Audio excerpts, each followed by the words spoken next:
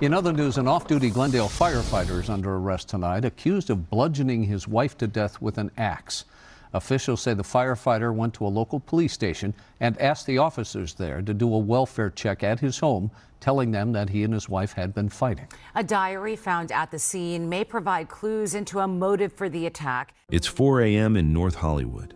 A Glendale firefighter, a man who literally just got back from fighting the Palisades fire, saving lives, being a hero, walks into a police station and says, "Can you do a welfare check on my wife?"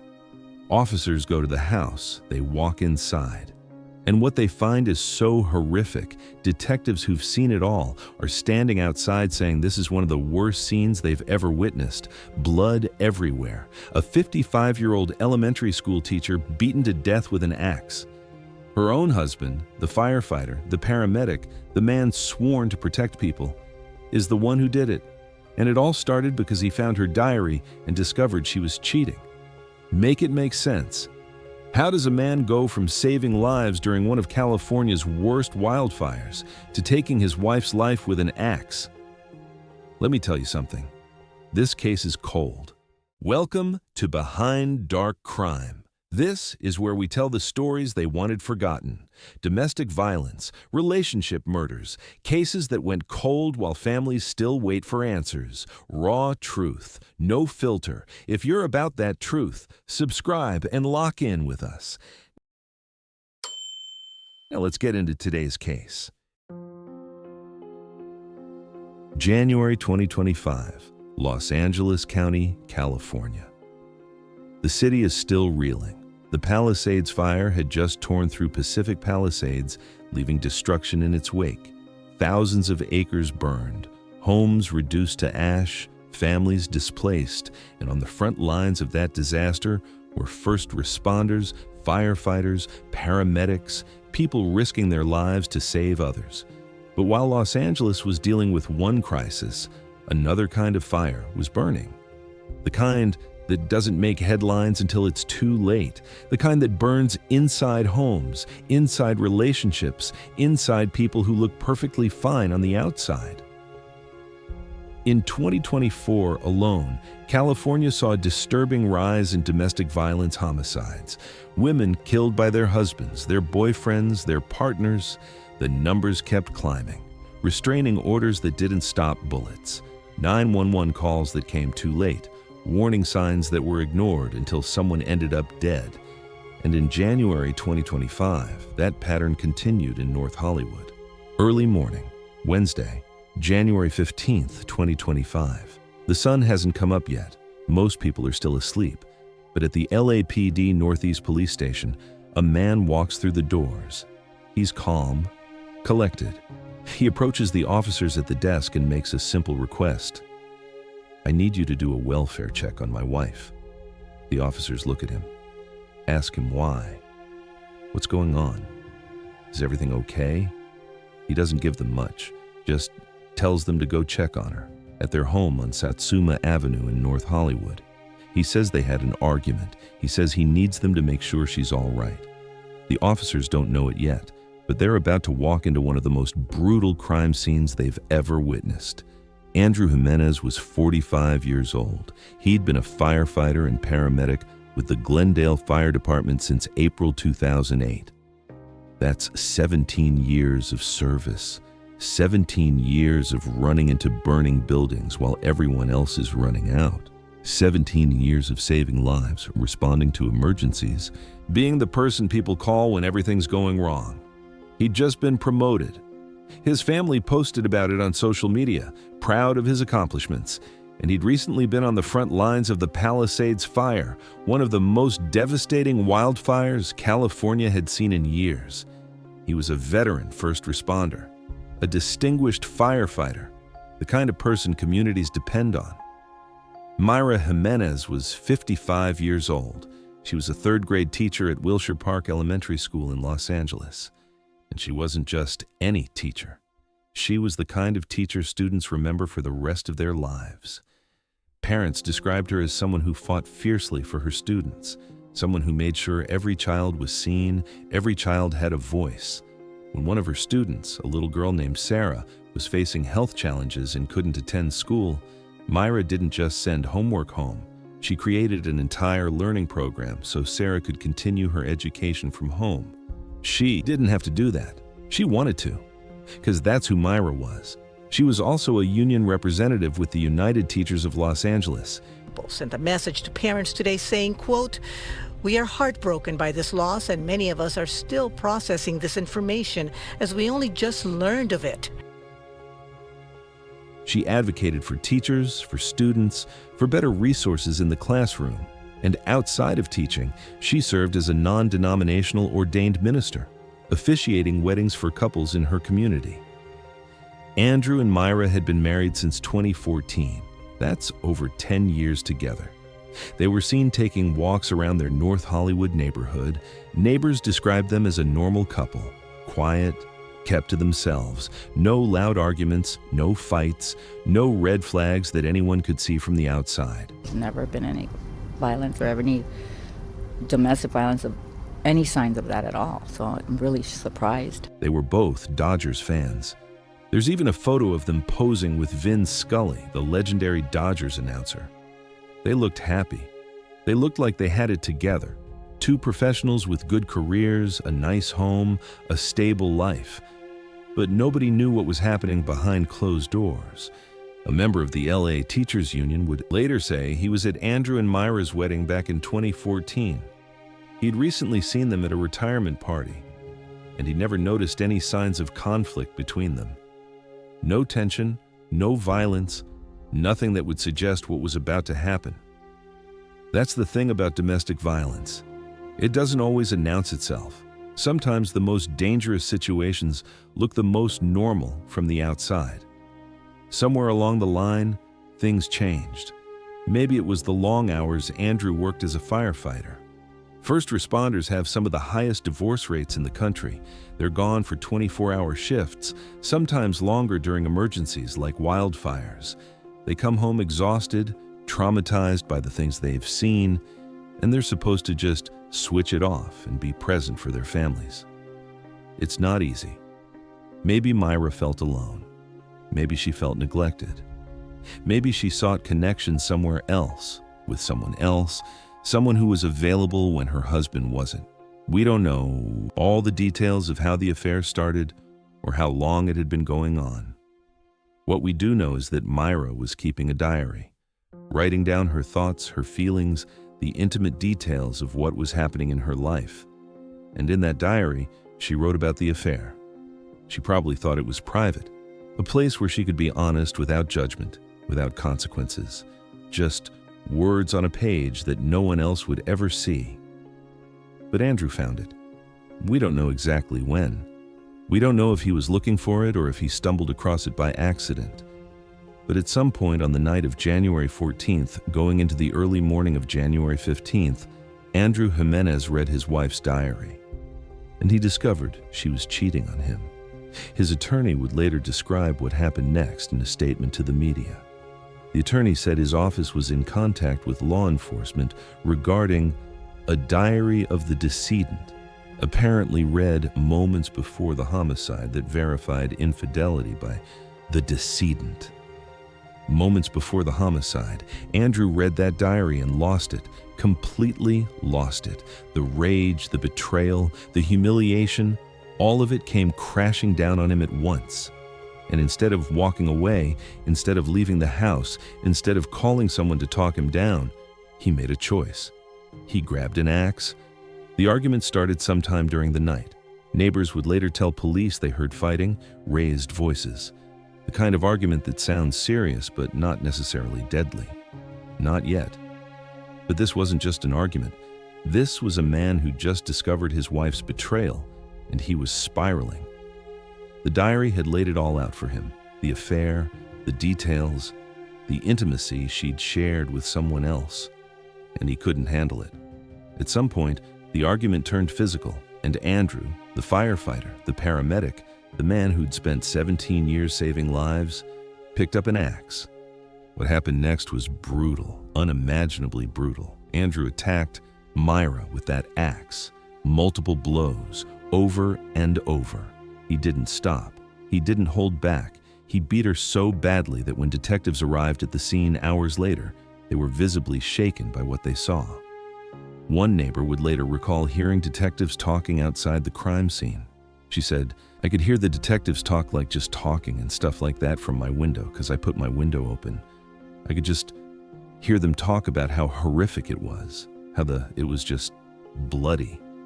And then next thing you know, they found an axe. Another neighbor described it as something really out of like a horror flick.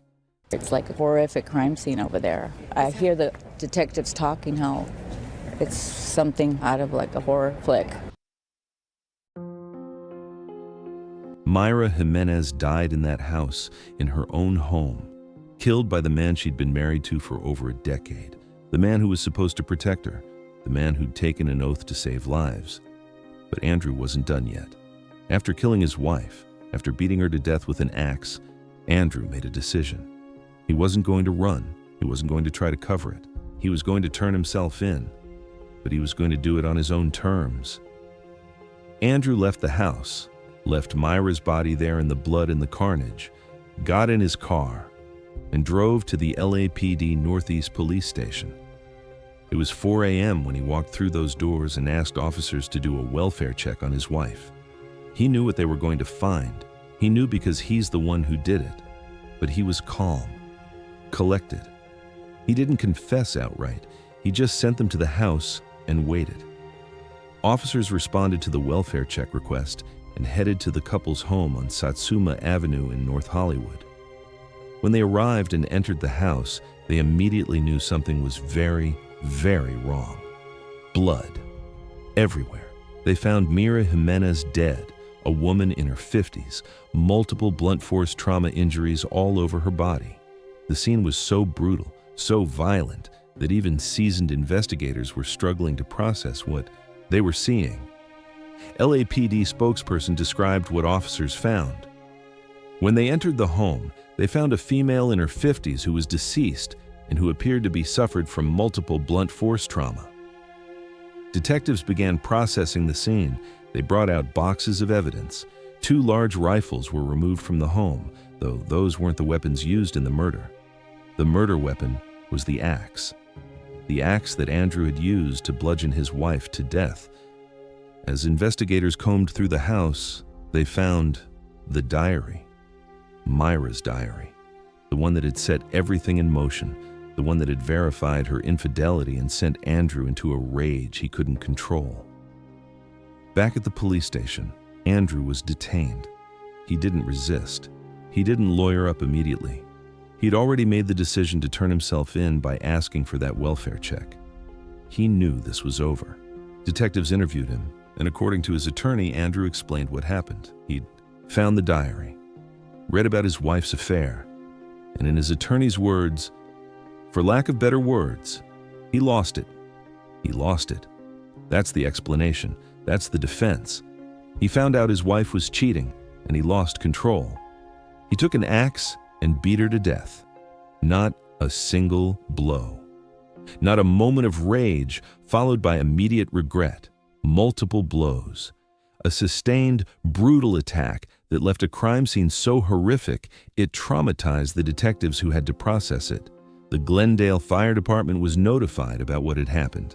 Andrew Jimenez, firefighter and paramedic since 2008, veteran of the Palisades fire, recently promoted, was now a murder suspect.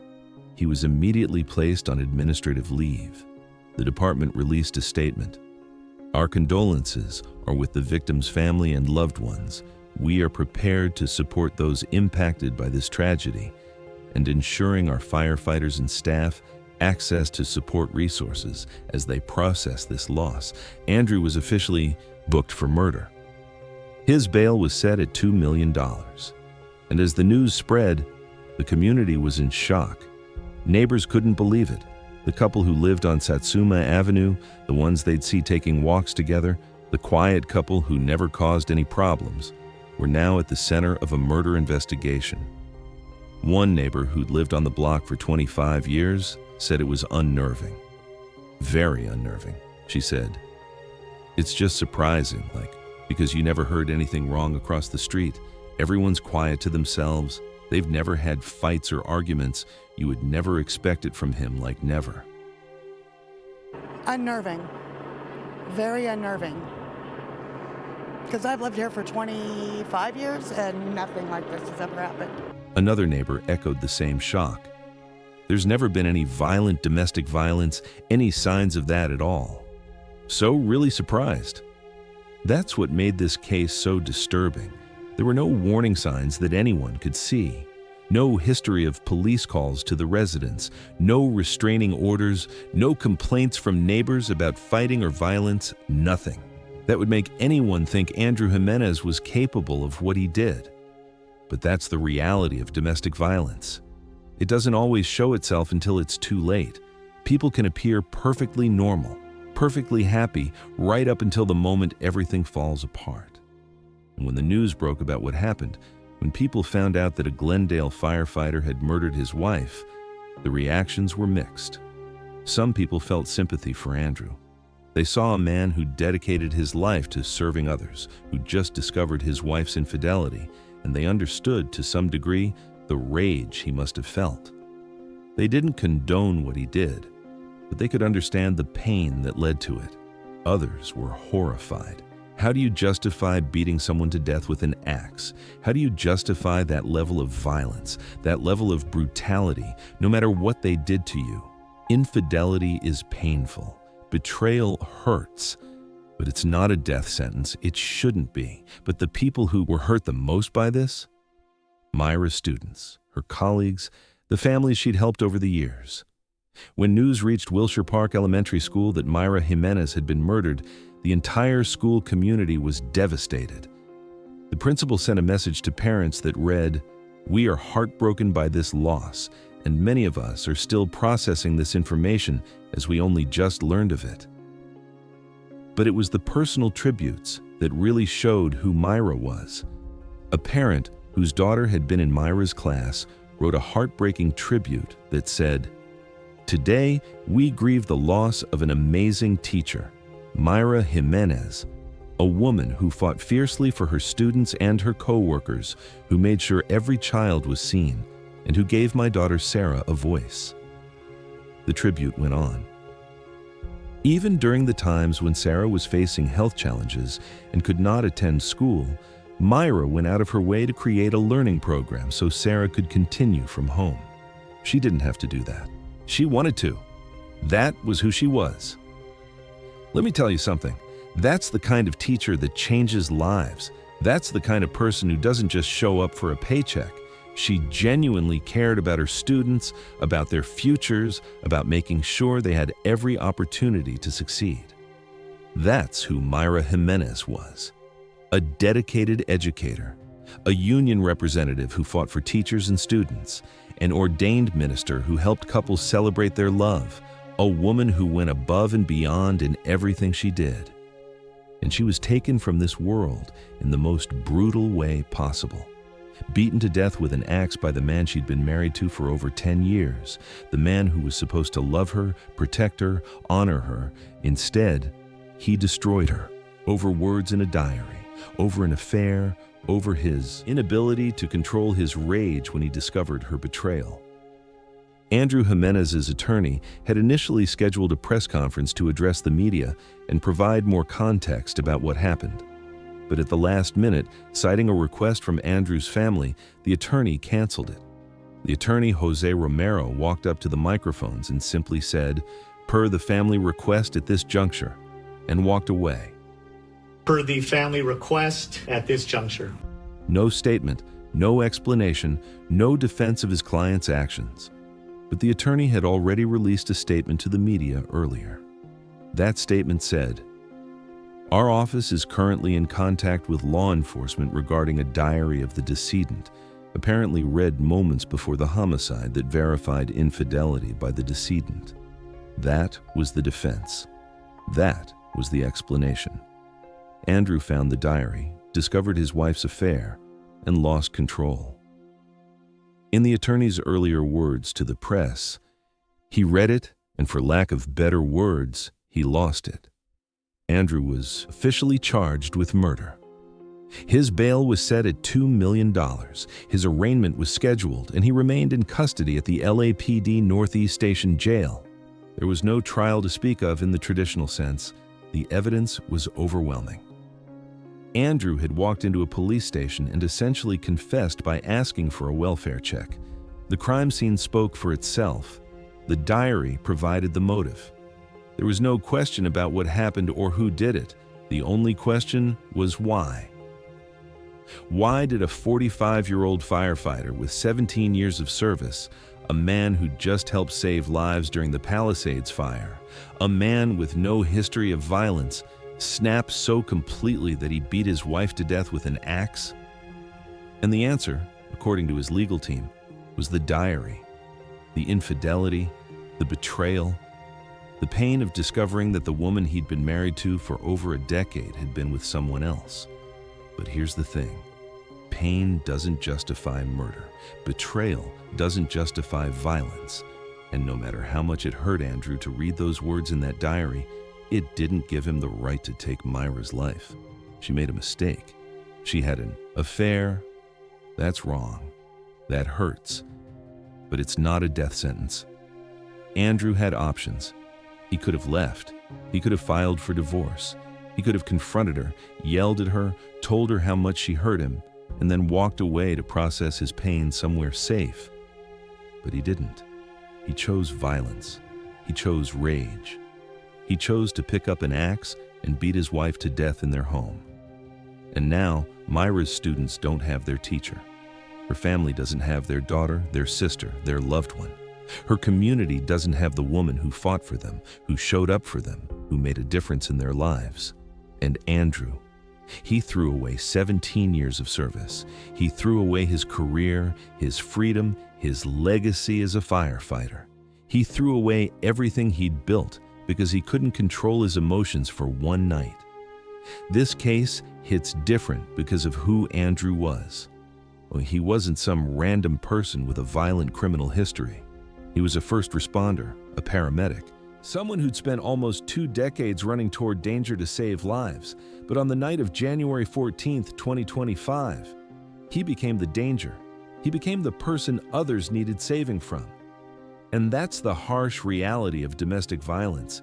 It doesn't have a face. It doesn't have a profile. It can be anyone: the firefighter, the teacher, the lawyer, the doctor, the neighbor you wave to every morning. People you'd never suspect. The statistics don't lie. First responders, including firefighters, have higher rates of divorce and domestic issues than the general population.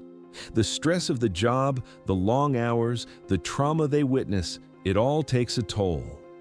And sometimes that toll gets taken out on the people closest to them. But that's not an excuse. It's an explanation, but it's not a justification. Andrew Jimenez had resources available to him. The Glendale Fire Department offers support services for their firefighters, counseling, mental health resources, programs designed to help first responders deal with the stress and trauma of their jobs. If Andrew was struggling, if he was feeling the weight of his career, if his marriage was falling apart, he could have reached out. He could have asked for help. He could have talked to someone before it got to the point of no return. But he didn't. And Myra paid the price for that. Now, moving on to what this leaves behind. 3 children who were in Myra's classroom that year won't have her as their teacher anymore. Parents who trusted her with their kids have to explain to them why Ms. Jimenez isn't coming back. Colleagues who worked alongside her have to process the fact that she's gone. And she's gone because of domestic violence. And the Glendale Fire Department has to reckon with the fact that one of their own, a veteran firefighter with almost 2 decades of service, committed one of the most brutal murders their community has seen. Make it make sense. How does a man who saves lives turn around and take one? How does someone who's supposed to protect and serve become the thing people need protection from?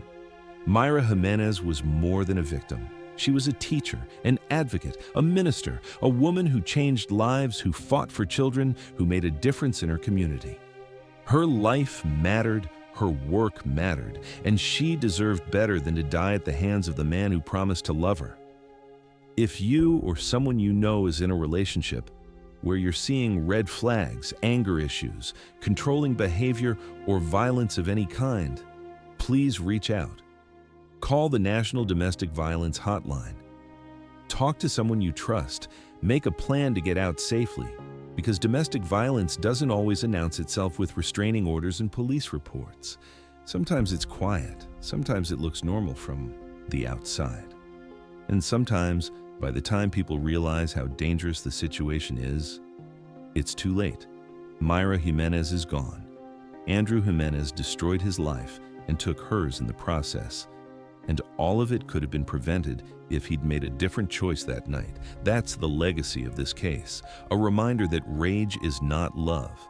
Violence is not passion. And no matter how much someone hurts you, you don't have the right to take their life. Rest in peace, Mayra Jimenez. Your students will remember you. Your colleagues will honor you. And your story will serve as a reminder of what domestic violence really looks like, even when it comes from someone you'd never expect. If this story hit you the way it hit me, do me a favor and hit that like button. Subscribe to Behind Dark Crime if you haven't already, because we're not done telling these stories.